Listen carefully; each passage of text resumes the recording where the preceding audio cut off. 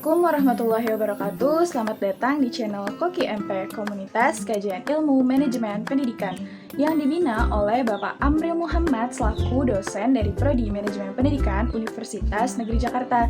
Perkenalkan, nama saya Miftahul Jonati dari mahasiswi Universitas Negeri Jakarta, Program Studi Manajemen Pendidikan Angkatan 2019A. Pada kesempatan kali ini, saya akan membahas materi mengenai kapasitas intelektual dari seorang pemimpin yang bersumber dari buku Pendekatan dan Model Kepemimpinan karya Syaiful Sagala. Selamat menyaksikan, semoga bermanfaat dan jangan lupa ya teman-teman untuk di like, comment, and subscribe. Terima kasih. Bahasan kali ini ialah mengenai kapasitas intelektual seorang pemimpin. Kapasitas seringkali diartikan sebagai kemampuan individu, organisasi, ataupun sistem dalam menjalankan fungsi kepemimpinan untuk mencapai tujuannya.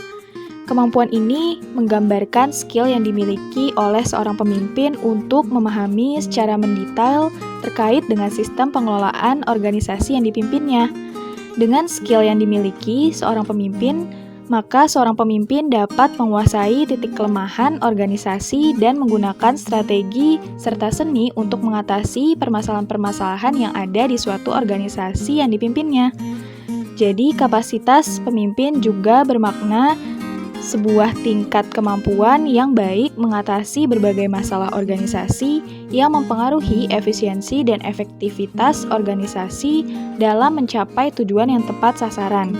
Dengan demikian, dapat ditegaskan bahwa pengembangan kapasitas menjadi sebuah proses peningkatan kemampuan individu yang mengacu pada orang per orang yang bekerja di ruang kantor maupun di unit kerja, di daerah maupun di pusat. Selanjutnya ialah mengenai usaha pengembangan kapasitas. Jadi, usaha pengembangan kapasitas ini berfokus kepada pengembangan keterampilan, kualifikasi, pengetahuan, sikap, etika, dan motivasi kerja dari seorang pemimpin. Kemudian yang kedua, berfokus kepada mengefektifkan fungsi organisasi. Dalam arti, organisasi memberikan dukungan dan panduan tingkat unit kerja organisasi, kemudian daerah maupun nasional, atau tingkat pemegang saham maupun tingkat direksi bagi perusahaan sesuai fungsinya agar berjalan dengan efektif. Kemudian yang ketiga, berfokus kepada sistem untuk menjalankan fungsi dan mencapai tujuannya dengan lebih baik. Jadi, sistem yang dimaksud ialah mengacu pada kerangka kerja, kebijakan, dan regulasi dari organisasi yang dipimpin oleh seorang pemimpin.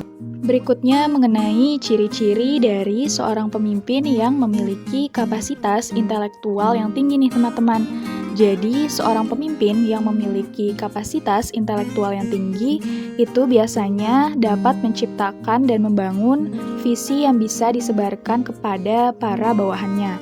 Kemudian mampu melihat setiap situasi yang menantang sebagai sebuah kasus yang unik dan memiliki potensi yang sama dengan situasi sebelumnya. Kemudian mampu menyajikan dan mencari solusi kreatif dan efektif dari situasi-situasi yang sulit dan rumit. Kemudian mampu berimajinatif, fleksibel, dan dapat berpikir cepat mengambil keputusan pada situasi yang kritis. Kemudian dapat berpikir menyeluruh dan mengetahui sebab dari suatu masalah serta mengantisipasinya pada kesulitan yang akan datang. Dan yang terakhir, mampu merefleksikan penampilannya dan belajar dari kesalahan serta siap melakukan perbaikan. Jadi dapat disimpulkan bahwa kapasitas intelektual pemimpin adalah kemampuan seorang pemimpin dalam menciptakan dan membangun visi, kemudian menemukan solusi kreatif dan efektif dari situasi-situasi yang sulit dan rumit. Kemudian mampu berpikir secara menyeluruh dan cepat dalam pengambilan keputusan. Nah, dengan demikian diharapkan seorang pemimpin memiliki kapasitas intelektual yang tinggi agar dapat menjalankan peran dan tugasnya secara profesional. Sekian video yang dapat saya sampaikan, kurang lebihnya mohon maaf dan jangan lupa ya teman-teman untuk di like, comment, and subscribe. Dah, Assalamualaikum.